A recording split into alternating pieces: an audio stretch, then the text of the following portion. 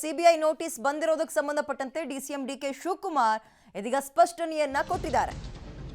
ನನಗೆ ಕಿರುಕುಳ ಕೊಡ್ತಾ ಇದ್ದಾರೆ, ರಾಜಕೀಯವಾಗಿ ಮುಗಿಸಬೇಕು ಅನ್ನೋ ಒಂದು ಹುನ್ನಾರ ಷಡ್ಯಂತ್ರ ನಡೀತಾ ಇದೆ ಅಂತ ಆರೋಪ ಮಾಡಿದ್ದಾರೆ.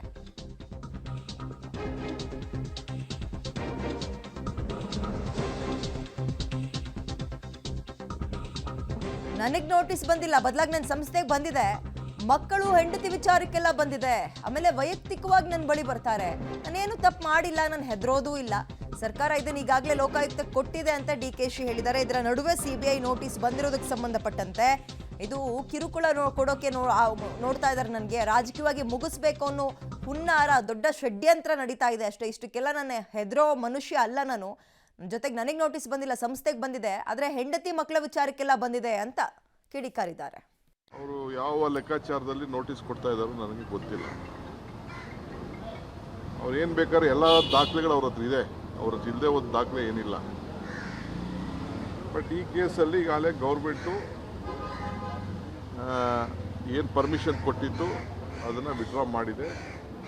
ಆ ಪ್ರಕಾರ ಎಲ್ಲ ದಾಖಲೆಗಳು ಕೂಡ ಈಗ ಅವರು ಲೋಕಾಯುಕ್ತಗೆ ಹ್ಯಾಂಡ್ ಓವರ್ ಮಾಡಬೇಕು ಅನ್ನೋದು ನನಗೆ ಕಾನೂನಿನ ಜ್ಞಾನ. ನಾನೇನು ಲಾಯರ್ ಅಲ್ಲ, ಆದರೂ ಕೂಡ ನನ್ನ ಕಾನೂನಿನ ಅರಿವಿನಲ್ಲಿ ನನಗೆ ಅರಿವಾಗ್ತದೆ. ನಾನೆಲ್ಲ ಲೋಕಾಯುಕ್ತಗೆ ಕೊಡಬೇಕು ಅಂತ ನನ್ನ ಲೆಕ್ಕಾಚಾರ. ಬಟ್ ಈಗ ಹರಾಸ್ಮೆಂಟ್ ಮಾಡಲಿಕ್ಕೆ ಅಲ್ಲಿರೋಂಥ ಭಾಳ ದೊಡ್ಡ ದೊಡ್ಡ ಜನ ಇದ್ದಾರೆ. ನನಗೆಲ್ಲ ಗೊತ್ತಿದೆ, ನನಗೇನು ಗೊತ್ತಿಲ್ಲ ಅಂತ ಏನಿಲ್ಲ. ಅವ್ರೇನು ಬೇಕಾದ್ರೂ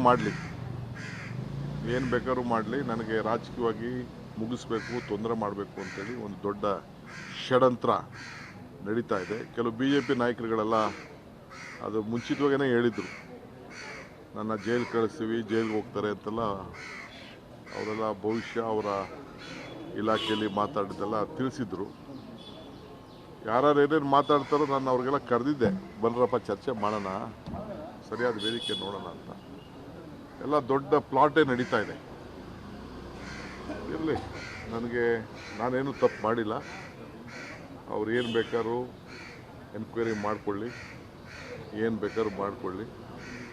ಎಲ್ಲಿ ನನಗೆ ನ್ಯಾಯ ಸಿಗಬೇಕೋ ನ್ಯಾಯ ಸಿಗ್ತದೆ. ಅವರು ಯಾವ ಲೆಕ್ಕಾಚಾರದಲ್ಲಿ ನೋಟಿಸ್ ಕೊಡ್ತಾ ಇದ್ದಾರೆ. ಸರ್ಕಾರ ಕೂಡ ಒಂದು ನಿರ್ಧಾರಕ್ಕೆ ಬಂದಿತ್ತು ವಿಚಾರದಲ್ಲಿ ಲೋಕಾಯುಕ್ತಕ್ಕೆ ವಹಿಸೋದು ಅಂತ. ಇದರ ನಡುವಲ್ಲೇ ಸಿಬಿಐ ನೋಟಿಸ್ ಕೊಟ್ಟಿರೋದಕ್ಕೆ ಸಂಬಂಧಪಟ್ಟಂತೆ ಇದೆಲ್ಲವೂ ಹುನ್ನಾರ ಷಡ್ಯಂತ್ರ ಮಾಡ್ತಾ ಇದ್ದಾರೆ ಅಷ್ಟೇ, ನನ್ನ ಇದು ಯಾವುದಕ್ಕೂ ಬಗ್ಗಲ್ಲ, ಹೆದರಲ್ಲ ಅನ್ನೋ ಮಾತನ್ನ ಡಿಕೆ ಹೇಳಿದ್ದಾರೆ.